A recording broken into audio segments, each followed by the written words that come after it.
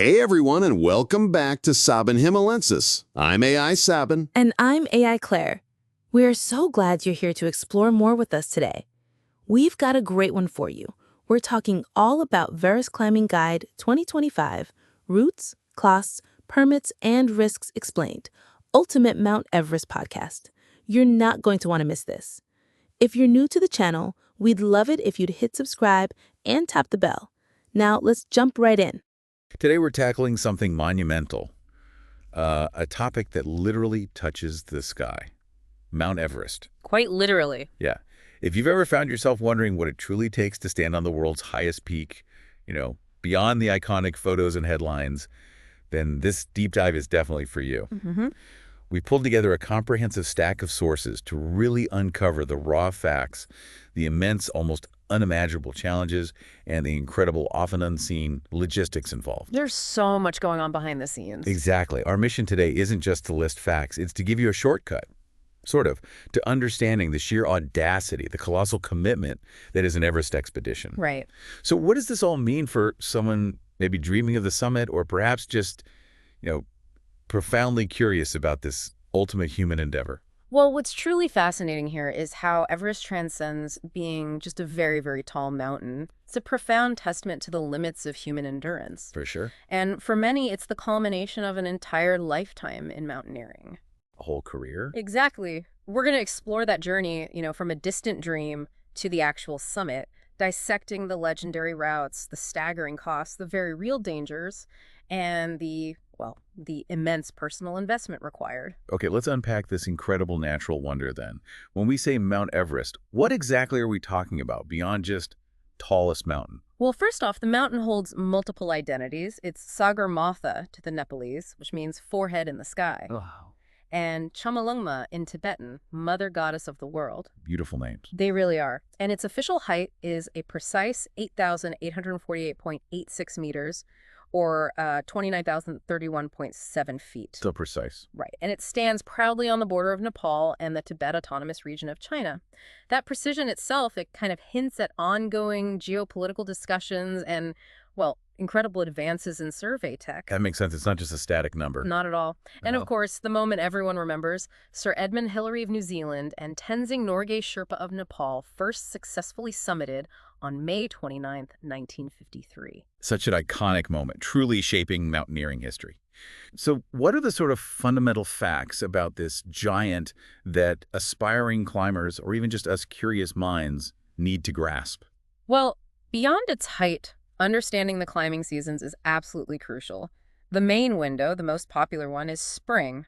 That's late April to May. Why then specifically? It's chosen for its relatively more stable weather and, importantly, longer daylight hours.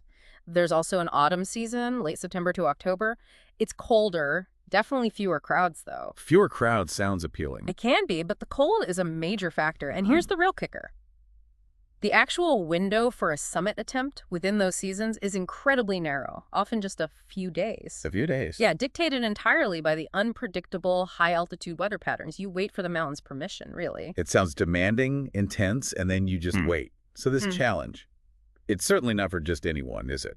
Oh, absolutely not. This isn't a bucket list item you decide on a whim over coffee. Right. It's one of the most demanding physical and mental undertakings imaginable.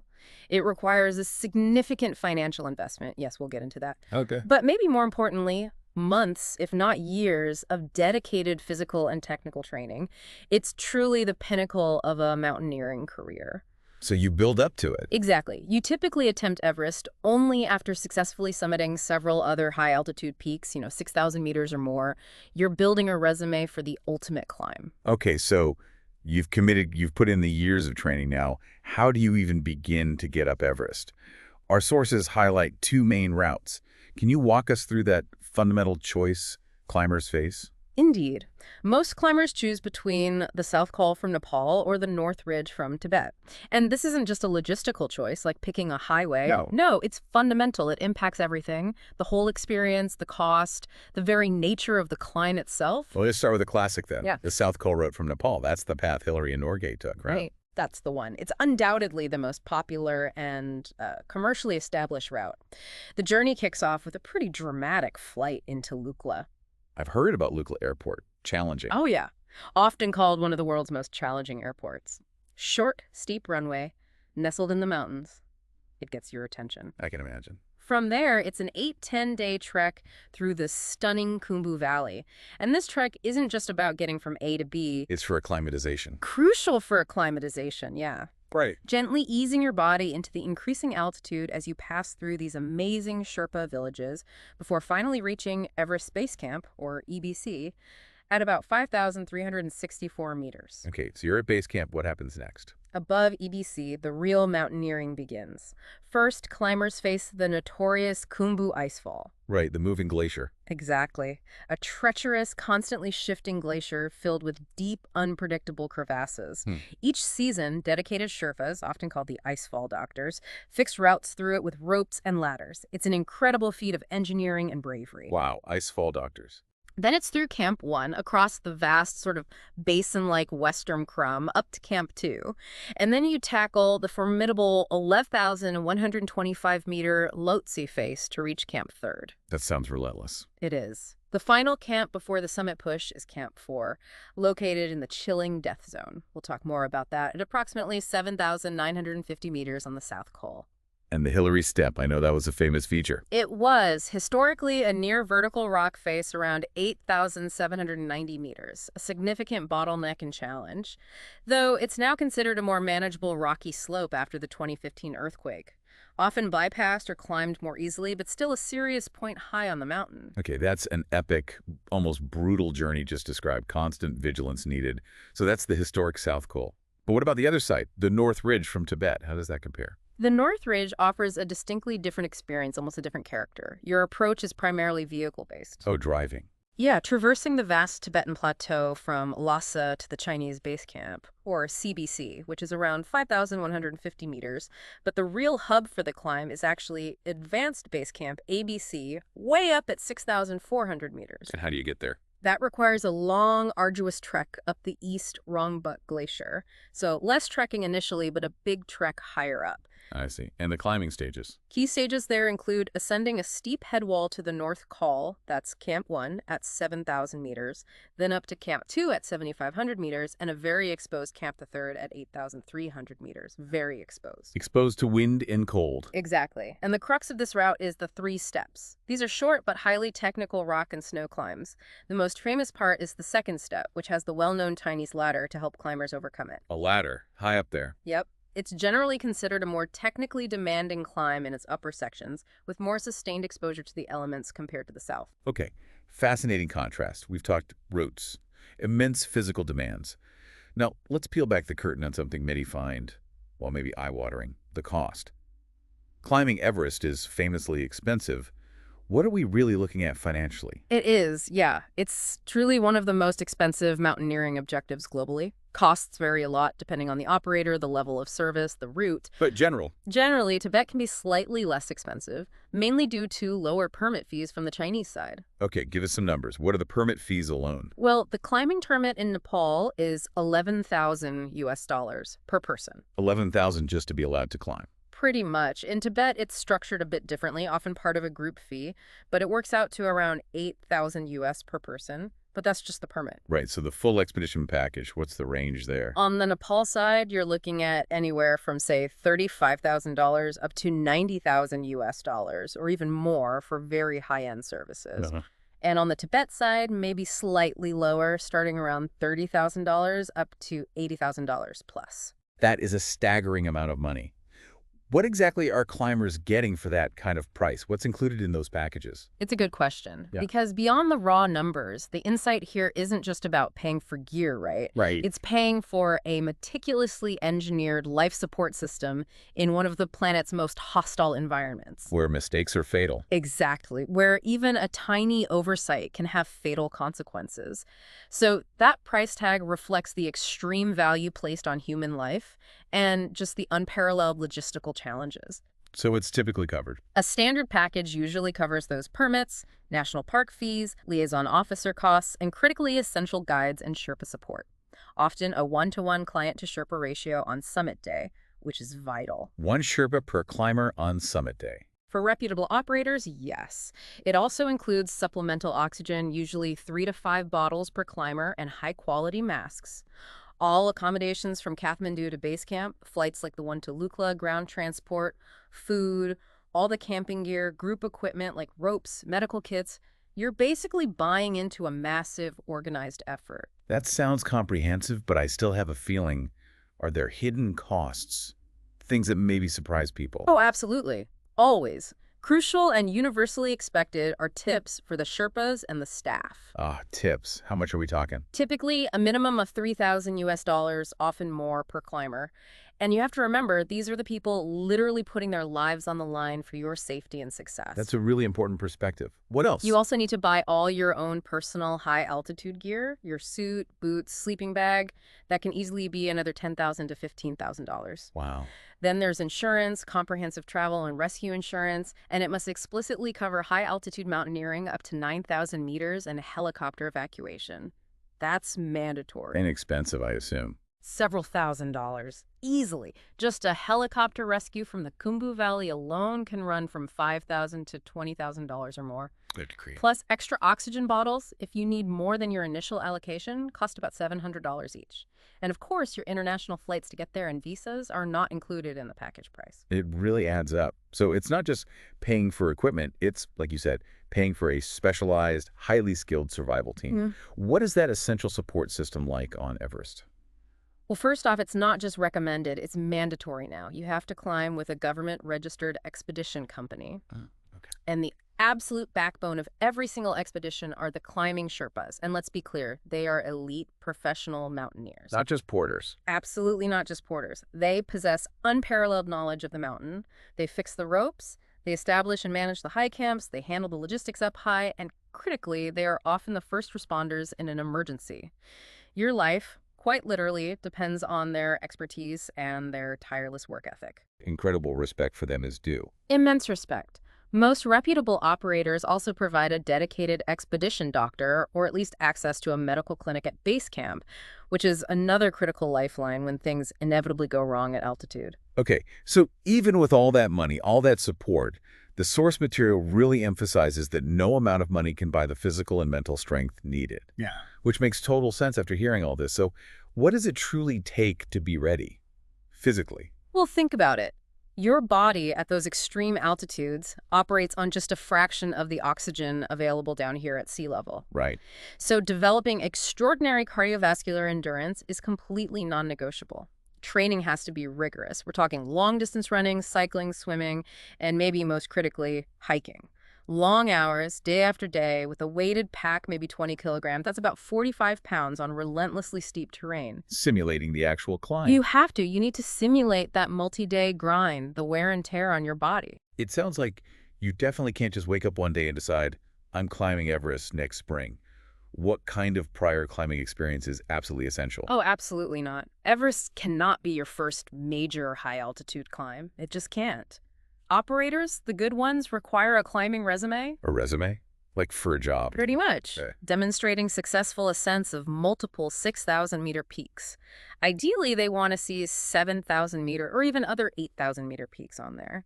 Things like Concagua in the Andes, Denali in Alaska, maybe Cho Oyu right there in the Himalayas. So you prove you can handle serious altitude first. Exactly. And you also need advanced technical skills. Proficiency with an ice axe and crampons on steep snow and ice isn't optional. You need to be comfortable with rope work, like ascending fixed lines using a Jumar. That's the device that grips the rope. Right. It lets you essentially climb up the rope. And you need to be proficient at rappelling down safely and efficiently. Okay, that's the physical side, which is obviously massive. But this is a 2-month expedition, minimum. What about the mental aspect?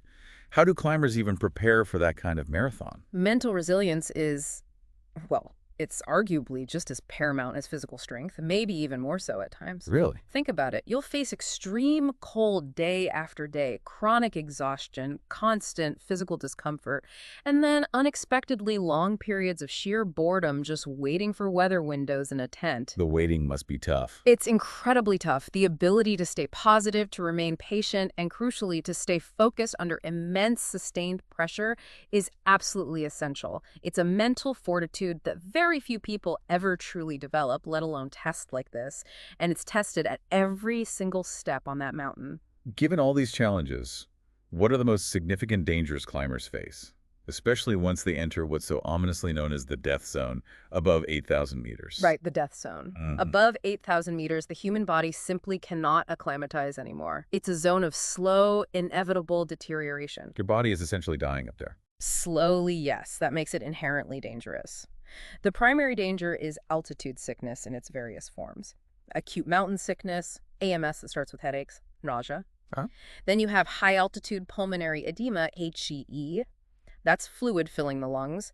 It's a life-threatening emergency requiring immediate descent now. Right. And high-altitude cerebral edema, HACE, fluid on the brain. That's the most severe form, also requiring immediate medical attention and descent. These aren't minor ailments. They can incapacitate and kill you very, very quickly. Terrifying.